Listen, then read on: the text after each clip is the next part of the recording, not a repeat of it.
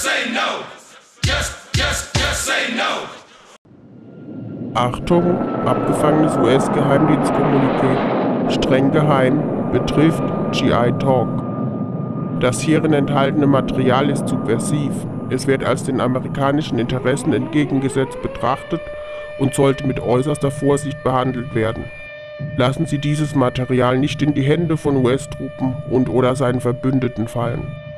Jeder US-Militärangehörige, der im Besitz dieses Materials gefasst wird, soll unverzüglich in einem Geheimgefängnis inhaftiert werden. Obwohl die gegenwärtigen militärischen Regeln den Besitz dieser Materialien erlauben, hat die innere Sicherheit Priorität vor sogenannten demokratischen Grundrechten. Deshalb ist es nicht wünschenswert, dass militärisches Personal das Recht auf freie Meinungsäußerung hat und Meinungen, die der offiziellen Regierungspolitik entgegenstehen, äußern kann. Die Verbreitung und Vorführung des Films muss gestoppt werden, um jeden Preis. Ende, das Pentagon. There have been more violent protests. Hamidullah.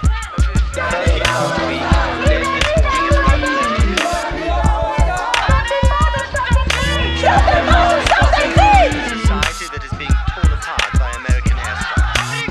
If the American-led attacks were not stopped, he would order millions onto the streets. Where you going? Why you killing and bombing in Afghanistan? What do you think about it? Yeah. It's messed up, man. I'm still like trying to believe that I'm still trying to believe that it happened, because you know what I'm saying? You see this shit on TV and you see these things happen in movies, but you don't really think it's, you know what I'm saying? It's not a part of your common life. You know what I'm saying? Especially for me, not being a big military person, not really my standing on, when I was in America, my standing was fuck America. You know what I'm saying? I'm over here, but these people don't respect me. I don't care about them. You know what I'm saying? I'm trying to take care of my family and people I love, right? But then something like this happens, and you're like, damn. You know what I'm saying? These people just flew buildings. They just flew planes through buildings. You know what I'm saying? It's kind of wild, man. I'm still trying to get my head around it. How'd I get into the military? I was living in Indiana, no job, pretty poor. You know, not much money. Working at McDonald's, I ain't really cutting it. So I got into drug dealing. Started doing a little bit of drugs and a little bit of robberies. Behind my parents' backs, I never knew about it. You know. Then I got to the point where it's either do something with your life or get the hell out of our house. So I decided to join the military before I ended up in prison. That's how I did it. That's why. I still regret it to this day. What about terrorism? What about your boys in blue? Do you plan to bomb the Klan too? I didn't think so. The minorities matter. Warriors can't afford to get soft, and we civilians can't let them either. Before you wage war, check your reflection in the glass. Now we say it's not about Muslim religion. Oh, isn't it? Today in the Army, no one will listen to you. The only way someone will listen to you today in today's Army is if you have a lot of money or you have a lot of rank. An E1 to an E3 is nobody.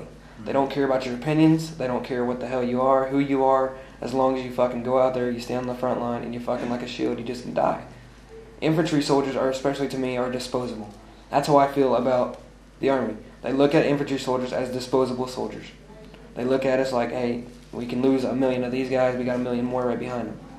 That's how I feel about it. I feel that's why I feel myself, that's what they did in the Gulf. All those little different countries that America helps. If it wasn't about the money, if it wasn't about the oil here, would we really be there helping? Is it about just helping these people? Because there's people in Africa who need help bad, and ain't nobody helping their ass. You know what I'm saying? Because they ain't got no money to offer. You see what I'm saying? So it's all politics. You never really know what you're fighting for.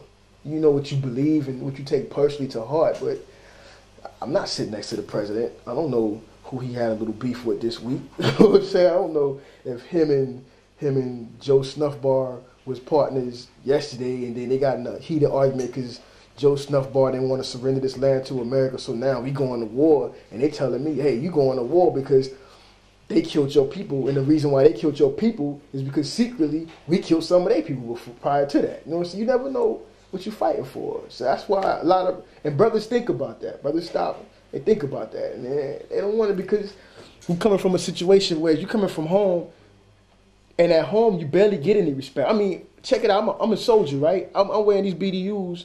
I'm protecting people's freedom, so-called, right? I'm standing up for my country. But at the same time, when I walk past this old lady, or when I walk past this white lady, she still grab her purse. That shit messed me up. I took my wife to the movies when I came home on leave. I was in my fucking dress uniform, my Class A, something to be proud of, right? I guess. I'm walking past this lady, and she's still clutching the pocketbook like I'm going to take it from her or something. So would you advise someone to join the military today? No. No, I'd advise not to join in the fucking military. You know, the cause is wrong. There's no cause. You don't think it's like a big defense of America or freedom? No, there's no freedom in the military. People in the prison, to me, have more freedom than I did. That's how I feel about it. They had more fucking freedom than I fucking did.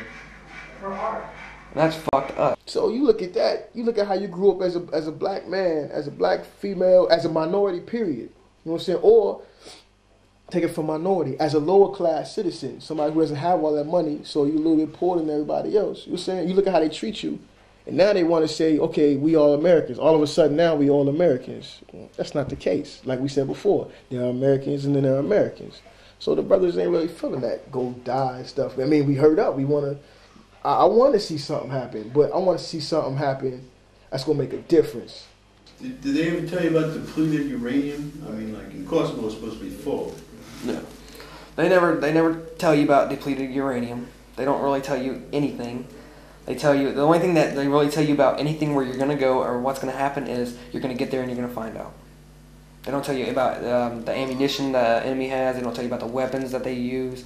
They don't tell you what kind of warfare it's going to be, except for, hey, there's going to be buildings, and there's going to be people in these buildings, and they're going to shoot at you. All right, and so what we're going to do is we're going to teach you how to go into the buildings and kill these people. And that's all you do. That's all they tell you. They don't want to tell you about what kind of rounds they use, what kind of fucking, if they're going to have tanks, if they're going to have AK-47s, if they're going to have sidearms. They don't want to tell you nothing. They don't want to tell you what kind of people they are. They just want to tell you, hey, here's these people, we have a problem with them, go kill them. That's your job. Why go kill a bunch of people for nothing? You know what I'm saying? And then then Osama bin Laden, if he responsible, you know what I'm saying, or whoever responsible, they get away, they still safe, they still chilling. That's a fucking classic example of what's wrong with man as a whole. You see what I'm saying? People in power stay safe. People in power make secret moves that you know nothing about. The poor people stay poor. The rich people stay rich. You see what I'm saying? So nothing happens to them. No justice is really... There is no justice if this person who's really responsible for this isn't brought to justice. We just want to go through there, bomb the fuck out of them, go in there, kill all the fucking people, and then just move on. Mm-hmm. But no one ever talks about you dying. That's one thing they never talk about, ever, is you dying. Your risk of dying. They never put it in there. The only time they talk about your chance of dying is when they talk about China. They talked about China one time. During the spy plane went down, awesome basic. The spy plane went down, everyone started freaking out. Oh shit, we're going to have to fight China. And then they tell you, man, for every one of you, there's 15 Chinamen. That's when people, start oh fuck. And then right when they start seeing people thinking about, oh shit, there's 15 of them, I got to kill 15 of them motherfuckers just to equal one of me. And they start thinking, oh shit, I'm going to die. Even if we take it to that country and that country's responsible, there's still no justice if the person who is responsible, the leaders, aren't dealt with. And in my honest opinion, I don't think the leaders will be dealt with because they are enemies today, but tomorrow they'll be our friends. You see what I'm saying? So it's sad. I talked to some ex-guys that went to the Gulf. Some guys are way fucked up on that Agent Orange shit. They're all screwed up and they're all fucking like this and that. From the Gulf War, from the chemical shit there, and that's what I think they did. I think they just put us out there as fucking disposable soldiers. Then they just test. They do tests on us. They don't care about us. They don't care about what's going on here as long as the high brass is okay. The high brass is far away, then it's okay. But all of us, we just get fucked over. We get fucked over. We get like the nuclear shit. I think they do tests at war. I think they still drop their own agents on our own people. I think they kill their own people just because they can, because it's going to work out for them. If I can take out 500 of these guys because I'm going to lose 10,000 of us, I think they're going to do it. I think they're going to lose more of us, killing a lot more of them, just to take out a small number of population of their enemy. They're going to kill a large population of their own soldiers, only because they have a lot more to back them up. They always know, oh, yeah, Uncle Sam needs you. Uncle Sam do this, and then they're always wanting people for the infantry. Always right when you go to the recruit, hey, infantry, that's what you want. That's what you want. Infantry, see, you want this badge right here. You want this EIB. That's what you want, ain't it? If you ain't infantry, you ain't shit. You know, fuck. And that's what they do, man. We're disposable soldiers, and that's why I don't like my job. You got some people that's ready to go. When they was first saying that this is happening, the first thing out of our soldiers' mouth, the dudes, first thing out of their mouth was, I'm ready to go. Let's go get these motherfuckers. I'm ready to get them. Let's go bomb. Let's go get them. We got to take it to somebody. Somebody's got to pay. And they meant it. They're ready to go to war. I got one friend who's getting ready to get out of the army. He's saying, man, if we get ready to go to war, I will actually extend so I can go get a part of that. They make you feel like you're fucking bulletproof. You know, through all the military. I talked to Marines, you know. I looked at the Marines, you know, for a little while. I talked to a bunch of Marines. They feel like they're just fucking, they're bulletproof motherfuckers. They can just walk out there and the bullets are just gonna bounce off your fucking chest. You know, that's how they pump you up. They pump you up like, hey, you're American. You're fucking indestructible. You know, we're the best of the best. You know, well, no, we ain't. No, we ain't. Everyone's equal. And then the brothers, brothers is like, nah, nah, I don't want to go to anyone's war. Towers in the doomed planes in the Pentagon went through before the end. We can only wonder what happens next. If you were on duty, I mean, if you hadn't gone AWOL, and they told you to go, what would you do? I'd refuse. I'm not gonna fight a war for something I don't believe in, for a cause I think is wrong. Same as Kosovo. They would have had to give me a lot more facts on Kosovo before I fucking would have went. I would have studied up on Kosovo before I went, but at the time I was restricted to barracks, so I couldn't go to the library, couldn't find out what's going on, couldn't get newspapers. You know, the only thing I had was TV, and they weren't only talking about Kosovo, talking about a bunch of other shit. But I would not go to Kosovo if I didn't think it was right, which I probably wouldn't have.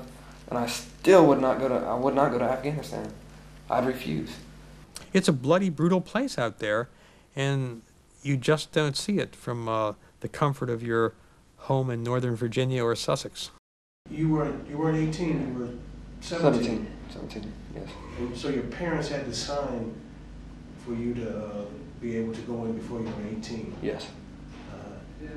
And the recruiter, he recommended the infantry for you. Did he show you pictures or a video or give you any kind of like orientation or anything? Orientation, a little bit. He just said, it's the guys you really see on TV, the ones out on the first battlefield on the line. I didn't really understand what it was. He told me to try it out, try to get a Ranger contract. I thought a Ranger was a sniper. As a soldier, you don't have any choices. You're not really a part of the information circle. You see what I'm saying? So you don't know all the different things that's being planned with your life. You see what I'm saying? You just wait to find out when you going. You know what I'm saying? That's it. You wait. That's it. I'm just waiting and seeing. So I'm just trying to chill with my little family and stuff till it's time for me to roll on out. We are, in effect, the guy with the glass jaw who is wandering around the World Biker Bar trying to pick a fight. And somebody's going to take a swing at us, and we're going to get down like a sack of potatoes. So you deserted September 4th. And then what did you think after September 11th? So after September 11th, then I thought, once they catch me, then I'm going to go to prison. I'm going to get the death penalty because now it's an act of war. Once they declared war, then I was like, I can't get caught. Once I'm caught, then I'm really going to be in bad trouble. Because once you desert, what they always told us in the Army was, when you desert before a war or during a war, then when your penalty is death, you get the death penalty. It's exactly what they told us. You get the death penalty no matter what. On the 11th of September. Look out, look out.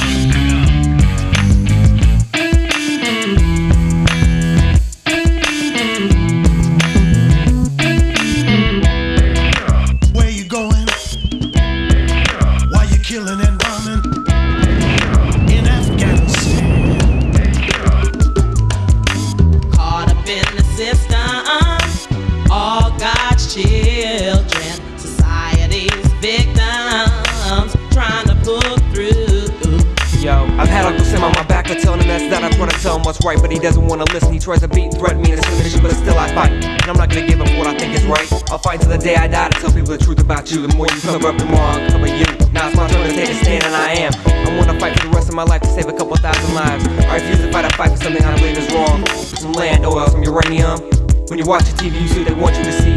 Facts they use to deceive. But once we open our eyes and quit being so blind, maybe then we will see the truth behind these lies. I sing this song for the soldiers out there who's fighting a war for a government who doesn't care. If you live or die, it does not matter as long as we keep these warlords in power. Once we stand and refuse to fight, maybe then people will see the light. Peace is in the prophecy, but we must believe that we can make a difference and we can succeed. I repeat, I will not fight a fight for something I believe is wrong. Hopefully I save a child's life by writing this song. Just like Joe. Helicopters and F-16 jets fired at buildings. Just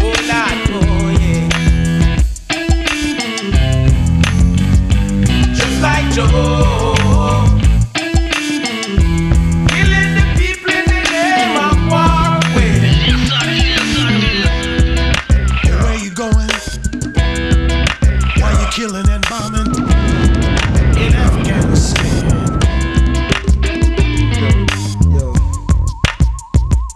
Walking in my class age for the past 10 days, baby. Children crying the aftermath of a witch hunt. From the ash of New Kingdom, Afghanistan. Your president's a puppet for my country's up and coming. Hypocrisy is finest, greed is Thomas. And I love it, cause these motherfuckers get spin a lot to make democracy twist. Now you dealing with Saddam, talk about the Fabian. Cover this shit, let's cover this shit. Baby Bush blew these motherfuckers straight out their crib and still can't say I've been alive, been alive, let alone when we live. I'm out the yard now.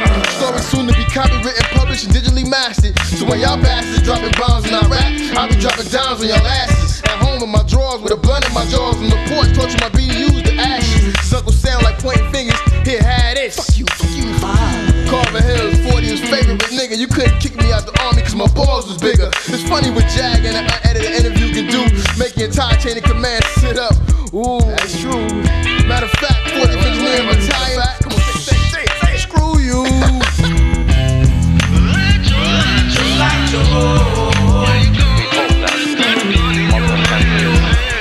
Defend themselves should then defend their religion, their values, their heritage.